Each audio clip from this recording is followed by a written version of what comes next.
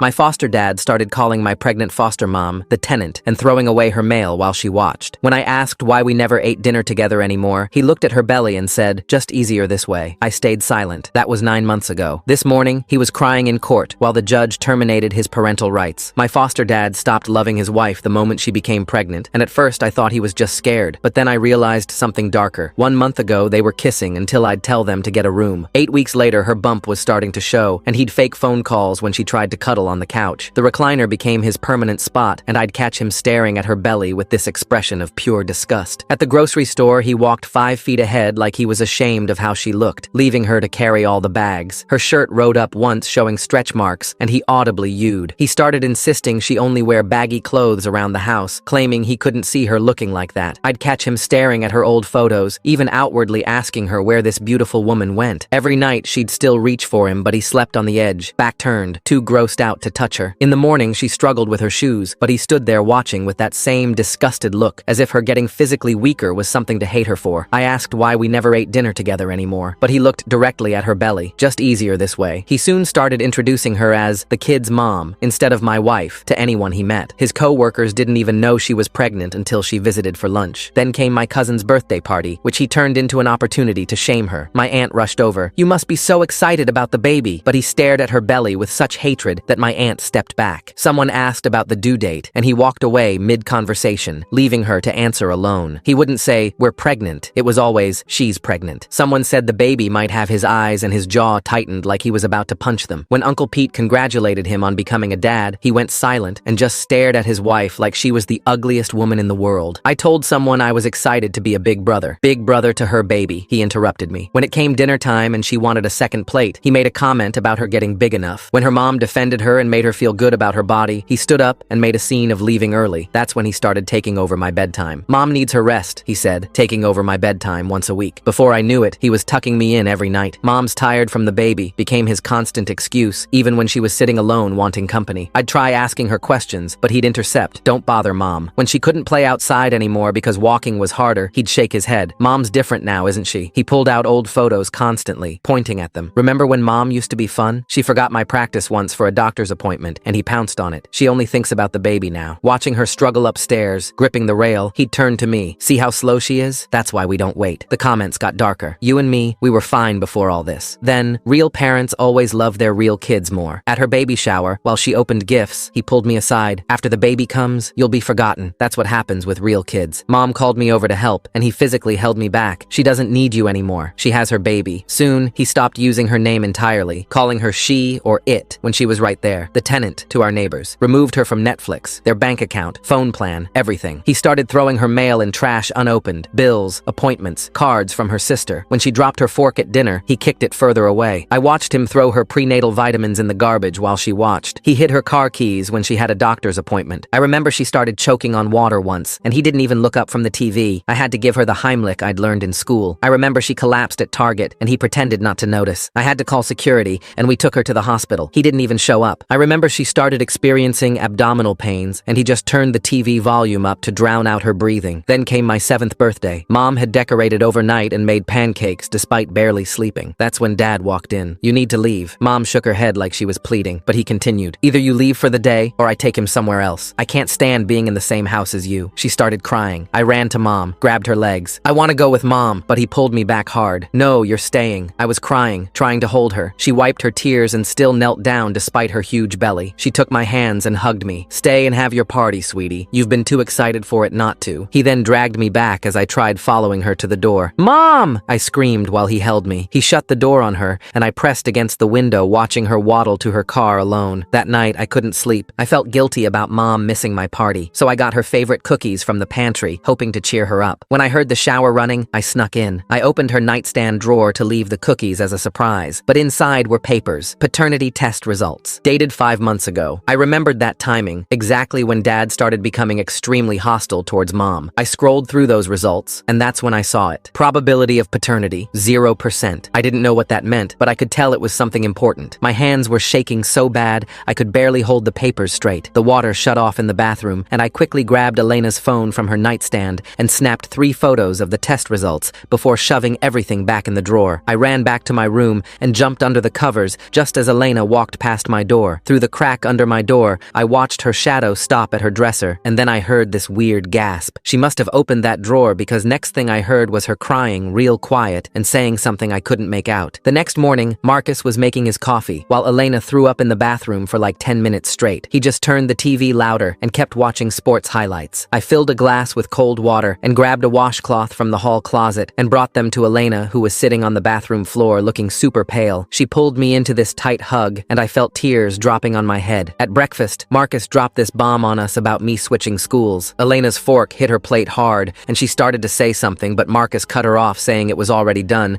and I'd start Monday at some school 40 minutes away. Elena looked like she wanted to scream, but she just stared at her eggs. Later that afternoon, while Elena napped on the couch, I grabbed her phone and started scrolling through her texts. There were all these messages from someone saved as mom from like 2 months ago, begging Elena to come home and saying Marcus wasn't who she thought he was. The newer messages showed Elena asking for help, but then the replies just stopped completely. That weekend, Elena asked me to help fold the baby clothes she'd bought back when things were normal. Her hands shook when she pulled out this tiny pink onesie that said, "Daddy's girl," and she shoved it deep in the drawer like it burned her. She kept whispering stuff I couldn't really hear, except for one part about things not being meant to be. Monday night, Marcus came home with this stack of papers and made Elena sit at the kitchen table to sign them. I watched from behind the wall as she read through them, and her face went white as a sheet. She asked him straight up if this gave him full custody of me, if they separated, and his jaw got all tight, and he just told her to sign it. 3 days later was my first day at the new school, and the lady at the front desk kept saying how weird it was to get a transfer this late in the year from so far away. I memorized every street sign and landmark on that long bus ride, counting turns and watching for anything I could remember. The next week, Elena had her doctor appointment, and I begged to go with her. Marcus actually said yes, which surprised me. Dr. Hoffman took one look at Elena and asked about her weight loss and these bruises on her arms I hadn't noticed before. She sent me to the waiting room, but I could hear her asking Elena questions in this worried voice. Elena kept saying she just bruised easy and everything was fine. A few nights later, I heard Marcus on the phone in the garage, so I grabbed Elena's old tablet from behind the paint cans where I'd been hiding it and hit record. He was saying how Elena had nowhere to go because her family cut her off months ago and how my adoption wasn't final yet, and he needed more time to get everything in place. I put the tablet back and snuck to my room thinking about what he meant by getting things in place. That evening, I was doing my math homework at the kitchen table while Elena sat on the couch knitting a tiny yellow blanket for the baby. Marcus hadn't been home for dinner all week, and Elena kept looking at the door every time a car passed outside. She winced and grabbed her belly, and I ran over with the heating pad from the bathroom closet. She smiled at me while I plugged it in behind the couch and helped her position it against her back. She touched my face and said I was such a good boy and made me promise to always be good. The next morning, while Marcus was in the shower, I was looking for my library book in his office when I saw bank statements sticking out of the trash can. I wonder what Marcus is really trying to hide with those bank statements in the trash. There's something about the timing of finding those papers right after he talked about getting things in place that makes me think this goes deeper than just being a bad husband. I pulled them out and saw all these big withdrawals from their joint account with amounts like $500 and $800 every few days. At the bottom of the trash was Elena's debit card, cut into 4 pieces, and a letter from the bank saying her card was reported lost and a new one would be sent to the primary account holder. I put everything back exactly how I found it and went to school, but I couldn't stop thinking about how Elena had asked Marcus for grocery money yesterday, and he said they were tight on cash. That Sunday, James and Grace came over for dinner, and I helped Elena set the table while Marcus watched football in the living room. Elena was moving so slow, and James kept watching her with this worried look on his face. When we sat down to eat, Elena dropped her fork, trying to reach the salt, and Marcus grabbed it off the floor and put it on the counter. He told her she could eat with her hands since she couldn't handle utensils properly. James stood up so fast his chair scraped the floor, but Grace grabbed his arm and pulled him back down. Elena picked up her chicken with her fingers while tears rolled down her face, and nobody said anything for the rest of dinner. A week later, I woke up with a bad stomachache, and Elena let me stay home from school. She moved around the kitchen, slowly pulling out flour and sugar and her grandmother's old recipe box. She taught me how to cream butter and sugar together and showed me the exact way to roll the dough so the cookies would be perfect. She kept saying these recipes needed to be passed down and made me write everything in my notebook. We spent all morning baking, and she smiled more than I'd seen in weeks, even though she had to sit down every few minutes. Her phone buzzed on the counter, and I answered it because her hands were covered in flour. It was Rachel saying Elena needed to come in immediately about some concerning test results from her last appointment. Marcus walked in from the garage and took the phone from me and told Rachel that Elena was fine and they'd come to the regular appointment next week. He hung up and deleted the call from the phone history while Elena asked who it was, and he said it was just a telemarketer. The next day at school, I stayed after class and told Mrs. Smith that I was worried about my foster mom. She asked me gentle questions about what was happening at home, but I was scared to say too much because Marcus always said foster kids who cause trouble get sent away. She wrote her personal phone number on a piece of paper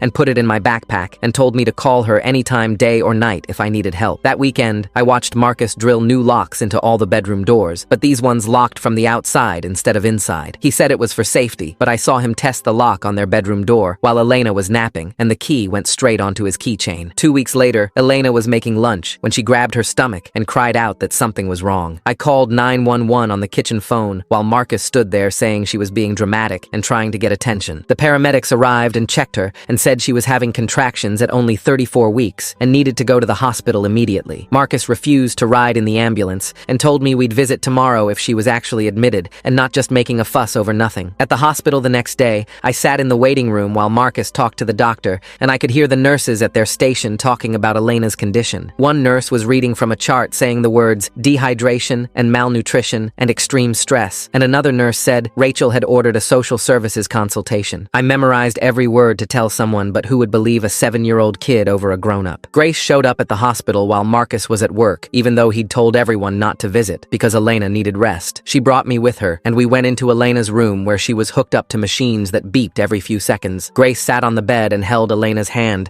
and said she and James could see what was happening and they were going to help her. Elena started sobbing so hard the machine started beeping faster, and a nurse came in to check on her. The nurse adjusted Elena's IV and told Grace visiting hours were almost over when I heard Marcus's voice booming down the hallway. My whole body went cold because I knew that angry tone meant trouble for everyone. Grace squeezed Elena's hand tighter while I slipped into the bathroom and locked the door behind me. Through the door, I could hear Marcus yelling at Grace about how she had no right being there. His footsteps got closer, and I pressed myself against the wall, trying not to breathe too loud. Grace's voice stayed calm, but I could hear her phone making that little beep it does when you start recording. Marcus kept saying stuff about his family and how Grace needed to stay away from them. The bathroom had this tiny window, and I could see the parking lot where his truck was parked crooked across 2 spaces. After what felt like forever, the voices moved away, and Grace knocked on the bathroom door to tell me it was safe. 2 days later, they let Elena come home, but Marcus made her sign all these papers at the hospital desk. Linda Torres from Child Services showed up at my school that same week trying to talk to me. The principal called me to the office, but then said Marcus had called, and I couldn't talk to anyone without him there. I started sneaking stuff into my backpack like granola bars and water bottles for Elena. At home, I'd grab her prenatal vitamins from the trash when Marcus threw them away. When he watched TV, I'd slip the supplies under her pillow with little notes saying they were for her and the baby. She found them one night, and tears rolled down her face while she held my hand without saying anything. During computer time at school, I searched for Elena's family on Facebook using the library computers. Her mom's profile had all these posts asking Marcus to let their daughter call home. The posts said they missed her and just wanted to know she was okay. I took screenshots of everything and emailed them to Mrs. Johnson's email that she'd given our class for homework. That Friday, Marcus announced we were going camping, just him and me for the whole weekend. Elena tried to stand up from the couch to ask if she could come too. Marcus looked at her belly and said the walking would be too much for her condition. While he loaded the truck, I saw Elena slip something into my backpack when he wasn't looking. The campsite was 3 hours away, and Marcus kept talking about how nice it would be with just us guys. We set up the tent near this creek and cooked hot dogs over the fire like everything was normal. That night, after Marcus started snoring, I used my flashlight to read Elena's note from my backpack. The paper was folded really small, and her handwriting was shaky, but I could read it. She wrote about papers in the drawer and how the baby wasn't his and to be brave. At the bottom, she wrote that she loved me like her own son, and my chest felt tight. I realized she thought something bad might happen to her while we were gone. The next morning, Marcus made pancakes on the camping stove and started asking weird questions. He wanted to know if I'd be okay living with just him if something happened to Elena. He said some kids only have dads and they turn out fine and even better sometimes. I pretended to be excited about the idea while my brain tried to figure out how to protect Elena. When Marcus went to take a shower at the campground bathroom,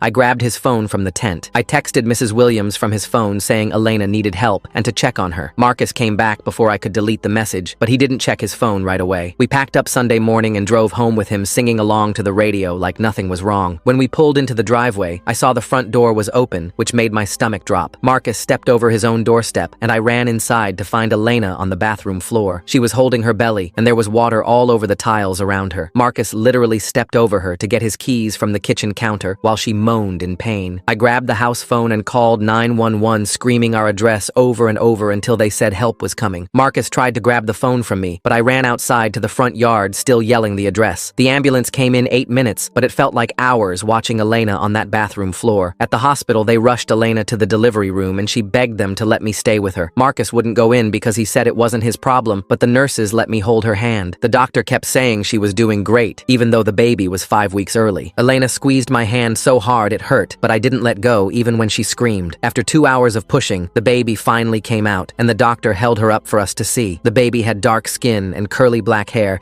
and suddenly I understood everything about why Marcus hated Elena. The nurses cleaned the baby and wrapped her in a pink blanket while Elena cried happy tears. Elena named her Sophia and asked if I wanted to hold her first before anyone else. The baby was so tiny and warm, and her little fingers wrapped around my thumb when I touched her hand. Elena whispered that I was Sophia's brother, and I had to always protect her no matter what. The nurse took pictures of the three of us together with Elena's phone to save the moment. I noticed the doctor writing a lot of notes in Elena's chart about her condition and injuries. 2 days went by with Elena getting stronger and the nurses teaching her how to care for Sophia. Marcus finally showed up at the hospital, but he wouldn't even look at the baby. Marcus, stepping over Elena on the bathroom floor, takes the prize for coldest move ever. Most people step over puddles, not their pregnant wife having a medical emergency. The nurse brought him the birth certificate to sign, and he pushed it away. He told everyone in the room he wasn't the father and wasn't signing anything. The nurse called for Dr. Hoffman, who tried talking to him, but Marcus kept yelling about not being responsible for someone else's kid. Hospital security showed up when Marcus grabbed my arm and tried pulling me toward the exit while Elena was still hooked up to monitors. They blocked the door and told him he couldn't take me anywhere without proper documentation. Linda Torres from Child Services arrived an hour later with a thick folder of papers and 2 other people. She took me to a quiet room where a nice lady with glasses asked me questions while Linda wrote everything down. I showed them all the photos on my phone of the locks Marcus put on doors and Elena's bruises. I played the recordings from the tablet where Marcus called Elena horrible names and threatened her. Linda's face got more and more serious as she looked through everything. The lady with glasses asked if I felt safe going home with Marcus, and I shook my head no. Grace and James showed up that afternoon with a bag of clothes and some of my toys from home. Grace hugged me tight and whispered that they'd been watching everything too and taking pictures at family dinners. James pulled out his phone and showed me photos he'd secretly taken of Elena's black eyes and the bruises on her arms. He'd been documenting everything for months without Marcus knowing. The next morning, Marcus burst into the hospital with a man in a suit who said he was Marcus's lawyer. The lawyer waved papers around saying Marcus had legal guardianship and I had to leave with them immediately. Linda stood between them and me and said there was an active investigation into abuse and neglect. Marcus's face turned red and he started threatening to sue the hospital, Child Services, and everyone else in the room. The lawyer kept repeating that Elena had signed the papers giving Marcus full custody rights. Security had to escort them out when Marcus started pushing chairs and yelling. That night, Linda drove me to a house across town where an older couple was waiting on the porch. They were my emergency foster parents and seemed nice but confused about the whole situation. The woman showed me to a small bedroom with dinosaur sheets and said I could call them Mr. and Mrs. Johnson. I couldn't sleep at all, thinking about Elena and Sophia alone in the hospital without me there to help. Around midnight, I called Mrs. Brown from the phone in the kitchen, and she promised she'd visit Elena first thing in the morning. Mrs. Davis from down the street picked me up early and drove me back to the hospital before the custody hearing. Elena was sitting up in bed feeding Sophia, and she looked so tired but determined when she saw me. She reached out her free hand and pulled me close. "I'm going to fight for you," she said quietly. "For both of you. I'm done being afraid." We had to leave for family court an hour later, where Marcus's lawyer stood up and argued I should go home immediately. He kept talking about the signed papers and how Marcus had been my guardian for years without any problems. Linda presented a stack of evidence, including the photos, recordings, and statements from neighbors about the abuse. The judge looked through everything slowly, while Marcus sat there glaring at Elena. After what felt like forever, the judge said I would stay in temporary foster care while they investigated everything properly. Marcus slammed his fist on the table and stormed out of the courtroom with his lawyer following behind. That afternoon, a different man came to Elena's hospital room and introduced himself as David Park, her new attorney. Grace and James were paying for him, and he seemed really smart and organized. He sat down with Elena and went through all the guardianship papers page by page. "These were signed under duress," he explained. "We can fight this." He took photos of all Elena's injuries and wrote down everything she told him about the abuse. The Johnsons brought me to visit Elena and Sophia every single day after that. I learned how to hold Sophia's bottle just right and would sing the songs Elena taught me when Sophia cried. The nurses all smiled and said I was such a good big brother to her. One nurse named Patricia slipped me a piece of paper with her phone number and whispered to call if I ever needed anything. 3 days later, I was in Elena's room when an older woman rushed in crying. Elena gasped, and they hugged for so long while both sobbing. It was Elena's mom who'd flown in from California after Mrs. Miller had tracked her down and called her. Elena's mom pulled out her phone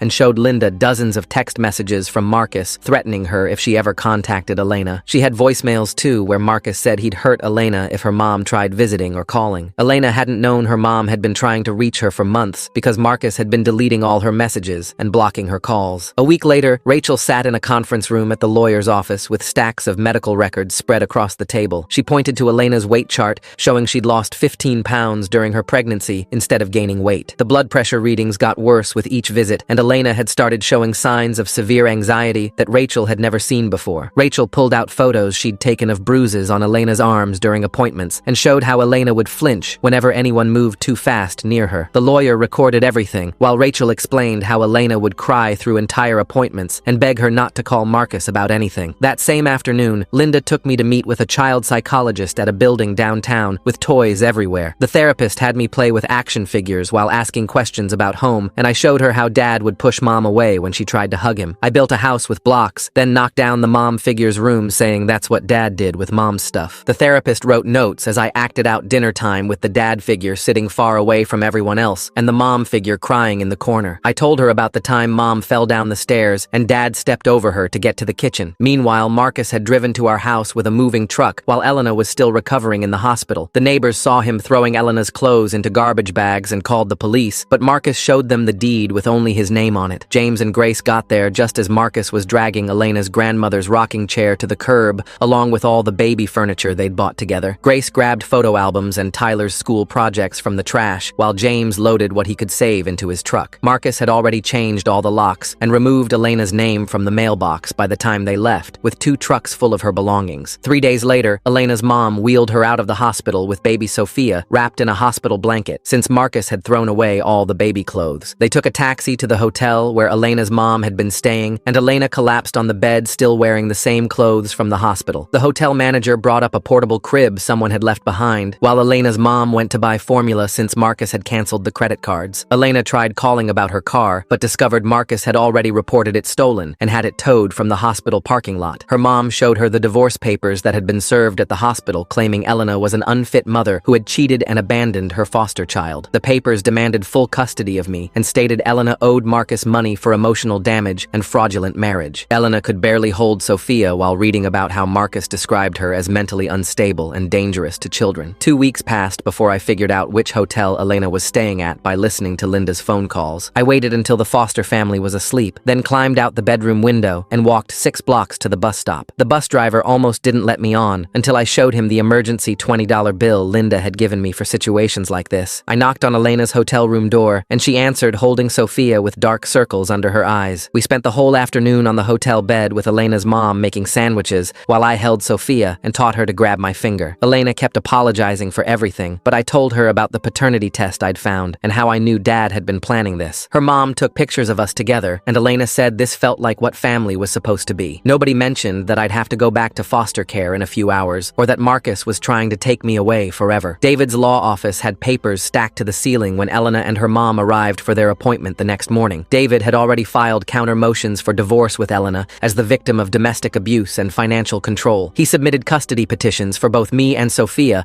along with emergency requests for spousal support, since Marcus had left Elena with nothing. The criminal charges included domestic abuse, neglect of a pregnant woman, and theft of Elena's personal property. David showed them how Marcus had hidden money in offshore accounts and had been planning this for months before Sophia was even born. The legal battle was officially starting, and David warned them Marcus would fight dirty using his money and connections. 3 days later, the school secretary found me in the library when she said someone was here to see me. Marcus stood in the hallway despite the restraining order that said he couldn't come within 500 feet of me. He grabbed my shoulders and said Elena didn't want me anymore now that she had her real baby. Marcus showing up at school despite that restraining order makes me really curious about what he thinks he's doing right now. Does he actually believe Elena doesn't want Tyler anymore? Or is he just saying whatever he thinks will work? He kept saying she chose Sophia over me, and that's why she hadn't fought to keep me. The security guard heard me screaming and pulled Marcus away while he kept yelling that Elena abandoned me. Mrs. Wilson held me in the principal's office while we waited for Linda, and I couldn't stop shaking. The police took Marcus away, but the damage was done because I kept hearing his words about Elena choosing her real baby. 2 weeks after that, James sat in another conference room telling lawyers about his brother's behavior over the years. He brought bank statements showing Marcus had been moving money around since before Elena got pregnant. James described how Marcus had always been controlling, but it got worse when he found out Elena was pregnant with another man's baby. He told them about family dinners where Marcus would humiliate Elena Elena and how he'd seen Marcus push her when he thought nobody was watching. James's voice cracked when he admitted he should have done something sooner, but he'd been afraid of his brother. The lawyer asked if James would testify in court, and James said he'd do whatever it took to help Elena and me. Grace sat beside him, holding his hand, while he explained how Marcus had been planning this whole thing to destroy Elena. The next Monday, Linda drove me to the CPS office for my supervised visit with Marcus in a small room with toys and a two-way mirror. Marcus sat across from me, trying to act like the perfect dad, while the social worker took notes in the corner. He kept saying Elena was going to give me up for adoption now that she had Sophia and didn't need a foster kid anymore. He told me she'd already started the paperwork to get rid of me and find a family who actually wanted me. I remembered the recording device Linda had given me hidden in my pocket and pressed the button while Marcus continued. He said, Elena only kept me around for the foster care checks, and now that she had a real baby, she was done pretending. Marcus didn't notice the red light blinking in my pocket while he tried to convince me Elena never loved me. The social worker finally ended the visit when she saw me crying, but the device had recorded everything Marcus said. Later that week, David called Elena's mom with news that made them both go silent on the phone. His investigator had discovered Marcus never actually filed the adoption papers for me, despite telling everyone the adoption was finalized. All those months when Marcus said I was officially their son were lies, and I'd been in legal limbo the whole time. The foster care payments had been going to Marcus, but he'd never done the paperwork to make me legally theirs. This meant Elena could petition for custody on her own without needing Marcus's permission or involvement. David said this changed everything because Elena could fight for me separately from the divorce proceedings. The next week, David tracked down Sophia's real dad through hospital records and social media searches. He was some guy named Alex who Elena dated for like 3 months after she and Marcus broke up the first time years ago. Alex showed up at David's office wearing work clothes and looking confused about why he was there. David showed him the paternity test results and explained the whole situation with Marcus and the abuse. Alex signed papers giving up any rights to Sophia without even asking to see her. He told David he had his own family now and didn't want any part of this mess. David said that was actually good for us because it meant one less person who could fight for custody. I started seeing a therapist twice a week at this place downtown with toys and art supplies everywhere. The therapist lady asked me to draw my family, and I drew Elena holding Sophia with me standing next to them. I put Marcus in the corner as this dark cloud thing hovering over us. She asked me to draw more pictures, and I always put Elena and Sophia in the middle with bright colors. Marcus was always this shadow or monster thing on the edges. She wrote lots of notes while I drew and played with the toys. 3 weeks later, we had to go to court for a custody hearing about me. Marcus's lawyer stood up and said Elena cheated on Marcus and lied about the baby. He said she committed fraud by letting Marcus think the baby was his. David jumped up with a whole folder of evidence showing Marcus knew about the paternity test 5 months ago. He had copies of Marcus's internet searches about paternity tests from way before Sophia was born. He showed the judge Marcus's credit card records buying the test himself. The judge looked through all the papers and said she wanted a full investigation into everything. She scheduled another hearing for next month and told both lawyers to get all their evidence ready. A month later, David got this call from a forensic accountant he'd hired to look into Marcus's finances. Turns out Elena's grandma had left her money when she died 2 years ago, but Elena never knew about it. Marcus had been taking money from that account the whole time using Elena's information. The accountant found over $50,000 missing with Marcus's name on the withdrawals. David filed criminal charges that same day for theft and fraud. 2 weeks after that, I had to talk to the judge in her office with just a child advocate there. The judge asked me where I wanted to live, and I told her with Elena and Sophia. I showed her all the recordings I'd made on my tablet of Marcus being mean to Elena. I had photos I'd taken of Elena crying and Marcus ignoring her when she needed help. The judge looked at everything and said I was very brave for documenting all this. She said the decision would take time, but she understood what I wanted. That night, Marcus showed up at the hotel where Elena's mom was staying, even though the restraining order said he couldn't come near any of us. He pounded on the door screaming about how I was his son and Elena had no right to take me. Elena's mom called 911 while Elena held Sophia and I hid in the bathroom. I could hear him kicking the door and yelling that he'd kill Elena if she didn't give me back. The police showed up fast with their sirens on, and I watched from the window as they put him in handcuffs. He kept fighting them and screaming my name while they pushed him into the police car. With Marcus in jail waiting for his bail hearing, Elena asked the court for emergency custody of me. The judge granted it right away since Marcus was locked up and couldn't take care of me anyway. Grace helped Elena rent this small apartment, and I moved in with Elena and her mom and Sophia. I helped take care of Sophia every day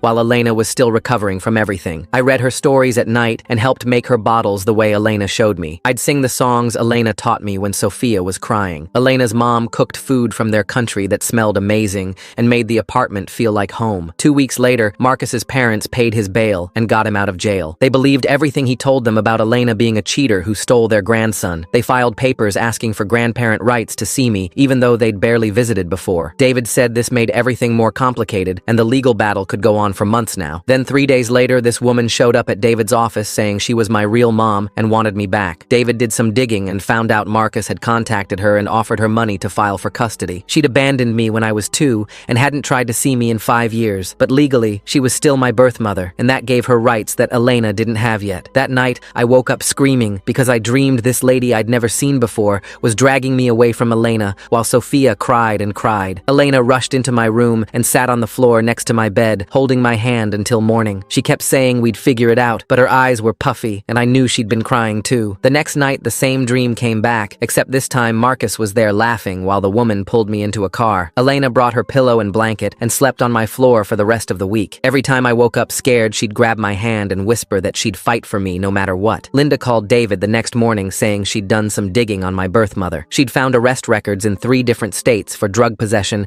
and child abandonment charges from when she left 2 other kids with relatives and never came back. Linda wrote in her report that placement with her would be dangerous, but legally, she still had to do the assessment since parental rights hadn't been terminated yet. 2 weeks later, we had to go to Marcus's criminal trial, and I had to sit in that big chair next to the judge and tell everyone what happened. I told them about the locks on the cabinets and how he wouldn't let Elena eat. I told them about hiding her medicine and making her walk to the hospital alone. I told them about stepping over her when she was on the bathroom floor in labor. Marcus sat at his table staring at me the whole time with this look like he wanted to hurt me. His lawyer kept trying to make it sound like I was confused or making things up, but I just kept telling what I saw. The prosecutor showed pictures of the locks and the empty medicine bottles in the trash that I'd taken with Elena's phone. 3 months went by with court dates and meetings and more court dates. Elena found a job at a daycare where she could bring Sophia, and I'd go there after school instead of going home. We'd play with the little kids and help clean up while Elena worked. Grace and James kept giving Elena money for David's fees, even though she tried to say no. We were building something that felt normal, even with all the legal stuff happening. My birth mother was supposed to come for her first supervised visit at the CPS office, but she never showed up. Marcus's parents thinking their son is the victim here shows that denial runs in the family tree like a really stubborn genetic trait. Birth mom wanting money to take back the kid she ditched 5 years ago. Linda waited 2 hours and documented everything. The second visit, she called an hour late saying her car broke down, but Linda checked and she'd been arrested that morning for shoplifting. The third visit, she just didn't come or call at all. Her lawyer sent David a letter saying he was withdrawing from her case because she wouldn't return his calls. Linda started putting together paperwork for abandonment and said this would help our case. Then Marcus's parents hired some guy to follow us around and take pictures. I saw him outside the daycare taking photos of Elena carrying Sophia to the car. He talked to our neighbors, and one of them mentioned seeing me climb out my window that night to go to Elena's apartment. Marcus's lawyer filed papers saying Elena was encouraging me to break rules and run away. Elena's health started getting better once she wasn't stressed all the time. She gained weight back and her skin wasn't so pale anymore. She smiled more and started talking about going back to school online. At night, after Sophia went to sleep, we'd sit at the kitchen table and I'd help her with her homework while she helped me with mine. She was taking classes to finish her degree in early childhood education. Mrs. Moore from school had to go to court as a witness for Elena. She brought this whole folder of papers showing all the times I'd come to her worried about Elena and how my grades were good and I never got in trouble. She told the judge that anyone who said Elena wasn't my real mom didn't understand what real meant. Marcus's parents' lawyer tried to make her look bad, but she just kept showing more evidence of how well I was doing with Elena. Finally, the criminal trial verdict came and Marcus was found guilty of domestic violence and violating the restraining order. The judge sentenced him to 18 months in prison and he had to take anger management classes. His parents stood up and yelled that they'd keep fighting for custody of me. The bailiff had to make them leave. Marcus turned and looked at me one more time before they took him away in handcuffs. 6 months after Elena and I had moved into our apartment, David filed papers to terminate Marcus's parental rights based on his criminal conviction and all the documented abuse. He said it would take months more, but it was the first step toward Elena being able to adopt me legally. Summer ended and I walked into my old school wearing the new backpack Elena bought me. Kids from my old class crowded around asking where I'd been. I told them I lived with my mom and baby sister now. Some parents whispered to each other when they saw Elena at pickup, but I didn't care. 2 weeks later, we got a court summons saying Marcus's parents were suing for grandparent rights. They claimed Elena was keeping me from them on purpose. The hearing was set for October, and Elena spent nights going through papers with David. When the court date came, Grace and James showed up to testify. Grace told the judge how Marcus's parents knew he was hurting Elena, but never said anything. James showed texts where they told him not to interfere in Marcus's marriage. The judge asked Marcus's parents why they never reported the abuse. They couldn't answer. The petition was denied, and Marcus's dad stood up yelling that this wasn't over. Security had to escort escort them out. That night, Sophia started crawling for the first time. She pushed herself up on her hands and knees and moved straight toward me. Elena grabbed her phone and recorded it. Sophia reached my feet and grabbed my sock, pulling herself closer. I helped her sit up, and she smiled so big. We spent the next weekend putting locks on cabinets and covers on outlets. Sophia followed me everywhere, using furniture to pull herself along. 3 weeks later, Linda called with news about my biological mother. She'd agreed to give up her parental rights if Marcus's parents paid off her debts. They sent $30,000 to her creditors, and she signed the papers. Linda filed them with the court the same day. One more barrier gone, Elena said, but then everything went bad again. A CPS investigator showed up at our door saying they'd received a complaint. Marcus had written from prison claiming Elena was neglecting me. The investigator asked to see my room and looked through our fridge. She interviewed me alone for an hour, asking about meals and bedtime and school. Elena had to show bank statements proving she could support us. The investigator checked Sophia's crib and our medicine cabinet. She took pictures of everything. After she left, Elena sat on the couch and cried. I'd never seen her that scared before. We waited 3 weeks for the results. David called saying not only did CPS find no problems, they recommended speeding up the adoption. The investigator wrote that our home was loving and stable. She noted how I called Elena mom without prompting. 8 months of legal fights, and we were closer, but Marcus still had rights. In March, I won an award at school for an essay about family. I wrote that DNA doesn't make someone your parent, love does. Elena and her mom cried when I read it at the assembly. Sophia clapped even though she didn't understand. The principal said it was the best essay a second grader had ever written. Elena framed the certificate and hung it in our living room. 2 days later, she drove to the state prison to see Marcus. She offered to drop the fraud charges if he'd sign away his rights to me. I waited at Grace's house playing video games but thinking about what was happening. Elena came back looking tired. Marcus had called me his property and said he'd never let her have me. She was quiet at dinner, but I could see her thinking. The next morning, she called David about other options. Grace and James filed paperwork to become my official godparents that week. They included letters from teachers and neighbors supporting them. The court approved it in April, giving me backup guardians if anything happened to Elena. Then Marcus's parents tried one last time. They showed up at Elena's work with a cashier's check for $100,000. Elena's co-worker heard them say they'd pay her to give me to them. Elena tore up the check in front of them. They said they'd drain her money in court until she gave up. That night, Elena's mom called from California. She was selling her house to help pay for lawyers. Elena tried to refuse, but her mom had already listed it. The house sold in 2 weeks, and the money went into David's trust account for legal fees. 10 months of court dates and lawyer meetings wore Elena down until her clothes hung loose on her body. I started making her breakfast every morning while she fed Sophia, packed both their lunches, did laundry after school, and cleaned the kitchen after dinner. The dark circles under Elena's eyes got worse each time Marcus's parents filed another motion. They wanted overnight visits, then weekend custody, then full guardianship, claiming Elena was an unfit mother. David filed response after response, each one costing thousands from Elena's mom's house money. I watched Elena count bills at the kitchen table, her hands shaking as she moved money between envelopes marked rent, food, and legal fees. She stopped eating dinner most nights, giving her portions to me and Sophia. I started hiding granola bars in her purse and making extra sandwiches for her lunch. The hearing for grandparent rights finally came after 6 months of delays. Marcus's parents brought 3 lawyers and sat there in their expensive clothes while Elena had just David. The judge listened to their arguments about their rights as grandparents, how they deserved access to me. David stood up with a thick folder of evidence. He showed the judge photos of my bruises, the hospital records, the police reports they never filed when I begged them for help. He read my old texts, asking them to make Marcus stop hurting me. The judge's face got harder with each piece of evidence. Marcus's parents tried arguing they didn't know how bad it was. The judge cut them off and said they had failed to protect me from abuse they clearly knew about. She ordered them to pay all of Elena's legal fees and denied their petition for any visitation rights. They stormed out yelling about appeals while their lawyer shook his head. 3 days later, we went to the park for a picnic with Elena's mom, who had flown in from California. Sophia crawled on the blanket grabbing at grass while I helped set out sandwiches. Elena actually smiled for the first time in weeks, lying back on the blanket watching clouds. An older woman walking her dog stopped to comment how cute Sophia was, then looked at me helping Sophia stand. She said we had the same stubborn chin and way of tilting our heads. Elena's mom laughed and agreed we acted like real siblings. For one afternoon, we felt like a normal family eating sandwiches and playing frisbee. David called that evening saying he was ready to file for termination of Marcus's parental rights. He had everything documented, including the criminal conviction, the proven abuse, Marcus refusing visits for 8 months, and 0 financial support. The judge scheduled the final hearing for 6 weeks out. Elena threw up after hanging up the phone from nerves. 2 weeks before the hearing, Marcus got jumped in prison and ended up in the hospital with broken ribs. His parents went to every news station with photos of him bandaged up, saying the stress of losing me caused his attack. They painted Elena as a vindictive woman who stole their grandchild and turned their son into a target. target. The story went viral online with people who didn't know the real story attacking Elena. Our mailbox filled with hate mail calling her a homewrecker and kidnapper. People found her Facebook and left death threats. Someone spray-painted baby thief on our car. Elena started packing suitcases one night, saying we should just disappear and start over somewhere new. The timing of Marcus getting hurt in prison right before the hearing seems awfully convenient for his parents' media campaign. I wonder if they knew this would happen and had their story ready. I unpacked everything while she cried on the bed. I told her we don't run from bullies because that's what she taught me when Marcus scared me. She held me tight and we stayed. Grace and James saw the news coverage and got angry about the lies. They posted all their evidence online, including videos they'd secretly recorded of Marcus hitting me, photos of my injuries, and screenshots of him admitting the abuse in texts. They wrote a long post about watching their nephew get abused and feeling helpless. The story shifted overnight as people saw the truth. 3 women from Marcus's college came forward saying he'd abused them too. One had a restraining order from sophomore year. Another had hospital records from when he broke her wrist. The news stations had to issue corrections. The final termination hearing arrived on a cold Tuesday morning. Marcus appeared on a video screen from prison in his orange jumpsuit. He tried to cry, but no tears came as he talked about being a changed man who deserved another chance. He said he loved me and made mistakes, but wanted to be my father. The judge asked if anyone else wanted to speak. I raised my hand and David helped me stand. My voice shook, but I looked right at the screen and told the judge that Marcus never loved me, just used me to hurt Elena. I said Elena was my real mom because she chose to love me even when it cost her everything. The judge thanked me and said she would review everything and issue her decision within a week. That week felt like a year with Elena unable to eat or sleep. I made her toast she didn't touch, and Sophia seemed to sense the stress, crying more than usual. Linda found me sobbing in my closet one night, scared they would make me leave the only real family I'd ever had. She held me and promised she'd already recommended Elena for permanent custody. Friday afternoon, David called saying the judge made her decision. We drove to the courthouse with Elena's hands shaking so bad she couldn't buckle her seatbelt. The judge read her decision stating Marcus's parental rights were terminated based on severe abuse, criminal conviction, abandonment, and failure to provide support. Elena collapsed into the chair, sobbing with relief, while I jumped into her arms. Even Sophia started laughing and clapping like she understood we were finally safe and officially a family. Linda started the adoption paperwork right there in the courthouse hallway, while Elena was still wiping tears from her face. Over the next few weeks, Linda fast-tracked everything she could, calling in favors from judges and pushing through the home study faster than anyone thought possible. Grace and James wrote reference letters saying how Elena had protected me when nobody else would. Rachel wrote about Elena's strength during pregnancy and how she always put me first. Mrs. Smith from next door wrote about seeing Elena teach me to ride a bike and help with homework every night. The background checks came back clean, and Linda scheduled meetings with adoption specialists who all agreed this was the best outcome. Elena had to fill out hundreds of forms about her income, her apartment, her family history, everything. I helped by organizing all the papers into folders